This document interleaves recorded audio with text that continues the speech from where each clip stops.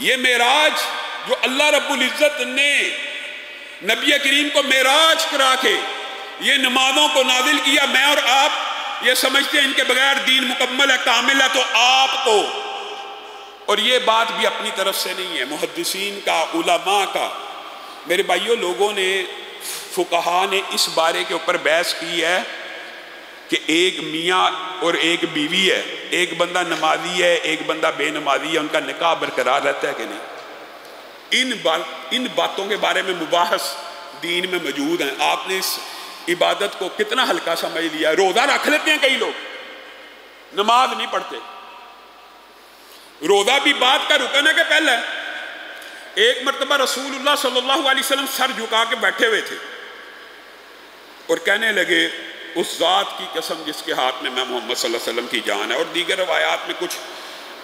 دیگر الفاظ بھی موجود ہیں۔ رسول اللہ صلی اللہ علیہ وسلم بار بار قسمیں کھا رہے ہیں، 3 قسمیں جب اللہ کی کھائیں نا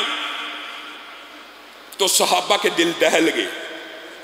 اور بعض روایات میں آتا ہے صحابہ کی آنکھوں سے آنسو آنے لگے، پتہ نہیں کتنی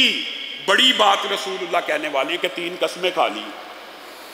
اور رسول اللہ صلی اللہ علیہ وسلم نے اس میں خوشخبری سنائی 3 قسمیں کھا کے، کہ جو بندہ 5 وقت کی نمازوں کے اوپر قائم رہا، روزے رکھے، حقیقت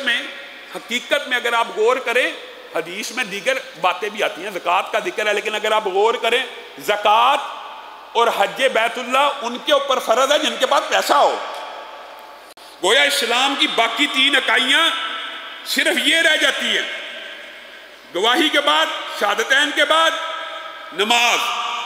اور روزے، بس۔ تو گویا جو بندہ یہ اسلام کی بنیادوں کو ان سے چمٹ جاتا ہے، تو رسول اللہ صلی اللہ علیہ وسلم نے کہا جس نے 5 وقت کی نماز پڑھ لی، رمضان کے روزے رکھ لیے، اگلی بات زکوٰۃ کی تو تب ہے جب مال ہو، تو وہ جنت میں اس طرح